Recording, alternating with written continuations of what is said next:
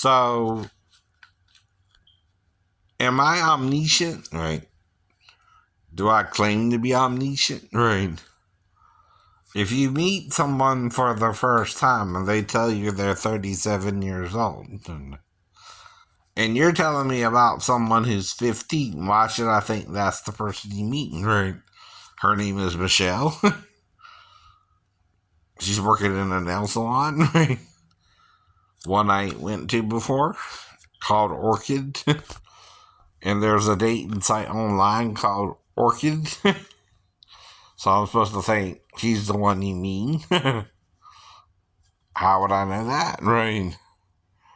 See, by asking her certain things, certain questions, right? I'm doing my job, right? As a new customer, right?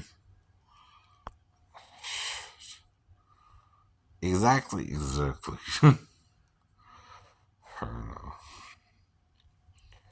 That's all I can do, right? And if a 4-year-old wakes you up in the middle of the night, whether you remember it or not, by the way, right? All you can do is guess what you might have done with her 11 years later, right? Because no one brought it up until 11 years later. And all I'm trying to do is figure out what I might have did if she did come in there, right? And I'm telling you harmless things. Sticking out your tongue to your stepdaughter ain't a thing, right? Even if you're trying to smell her, right? See if she peed, right?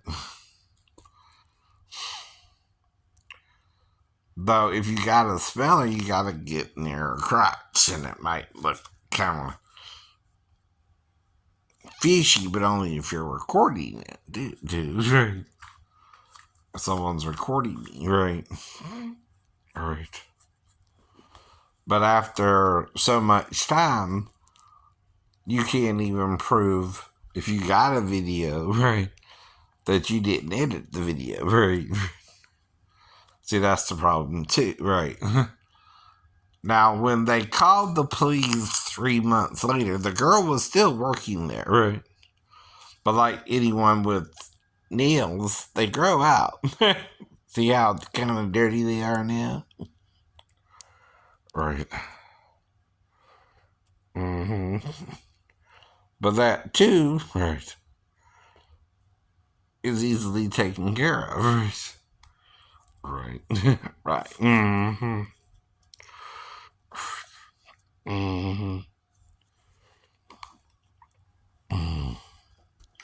So,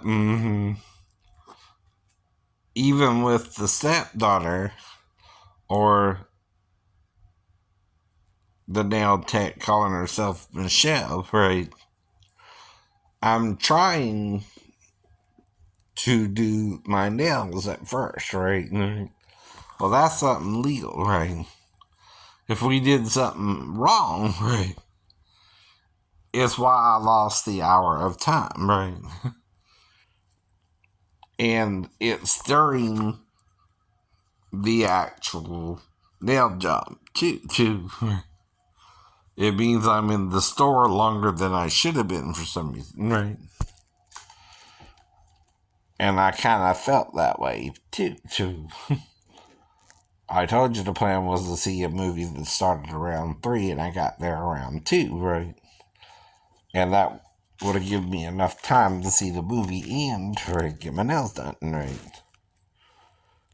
But you're adding to it that I, the adult, am supposed to know her age. I don't know nobody's age, right? See, tell a police officer that. My daughter told the man I was 30, she was 37. But I think he should have known she was 15, right? How?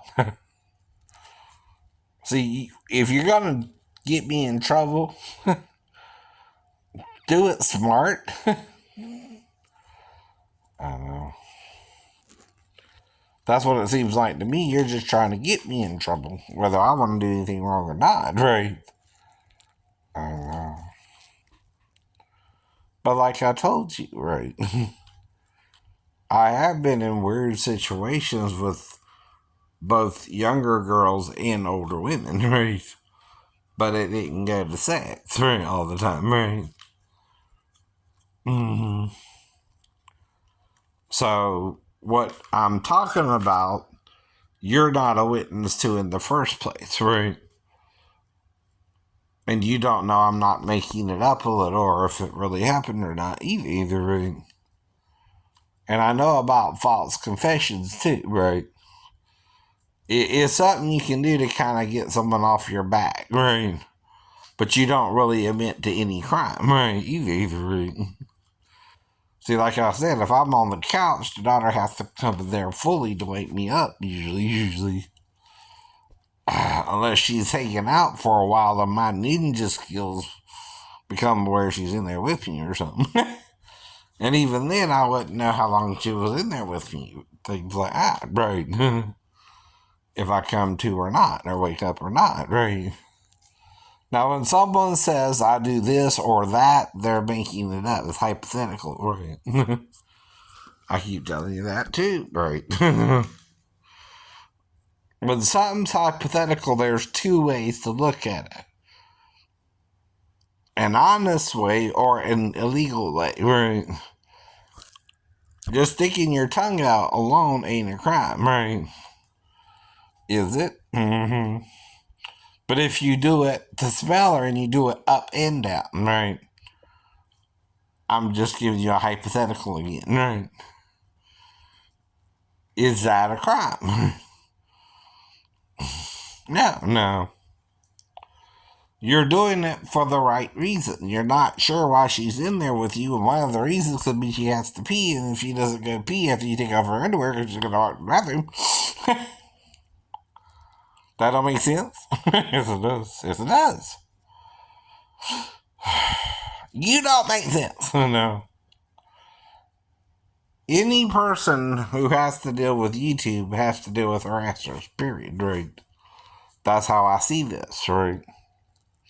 I'm trying to do something positive and you're negative, right? Towards it, right? You don't even want to hear it, right? And I know you don't, right? That's why I'm chosen to do it. I can hear it, right? You can't hear it, right? Even if it sends you to hell. No, you don't care. You don't care. You're willing to go to hell for this. And you will when you die. But until then, you're alive and kicking, right? I can't actually put you in the grave, and I don't. You and Satan do, right? You're coveting with death, hell, and the grave, right? To die one day, right? Within your 120 years of grace, possible life span, right? The Bible gives you that as a reasonable age limit, right? Two. Now the Psalms goes to 80 and 70 and stuff like that even, right? And Jesus died at 33, so... or 32, somewhere in there. 32 and a half, somewhere. I don't know. But how long did they live in the Middle Ages and the Dark Ages? About 20, 30 years? About 40, I know. Well, that's around the time Jesus died, right? Mm-hmm. Yeah. Mm-hmm. But there again, they had a harder life. They had, didn't have the luxuries we have now. And even Obadiah mentioned in 1 Kings, in the Hebrew, is spelled with an ayin, a b, a d, a yod, a hu, an h or a he, and a w, right? Okay, that's Obadiyahuw. Okay, it's different than Eliyahuw. It must mean something a little different, of course, right? But Yahoo makes up the last three consonants, right? YHWH, right?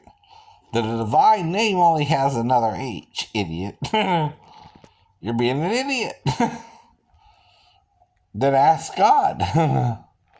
God, do you want me to know your divine name, or am I being the spoiled brat? Myself. And let my fathers tell me I'm not worthy of the name. Right. But see, God don't tell you you're not worthy of something. Men do. No. Men are telling people in Israel, right? They're rabbis, by the way. They can't say the divine name, which is insane, right? Because if you can't call on the divine name, you can't be saved, right? Why does God say, call on it to be saved, but then says, don't use it, though? You can't say it. What do you think calling on it means? You say it. You say it. You ask it, right? I call upon Yahuwah to be saved, right? So what's that, right? Save me, Yahuwah, from my sins, right? Mm-hmm. Now, if you want to go who the he, that's up to you, or who he, right?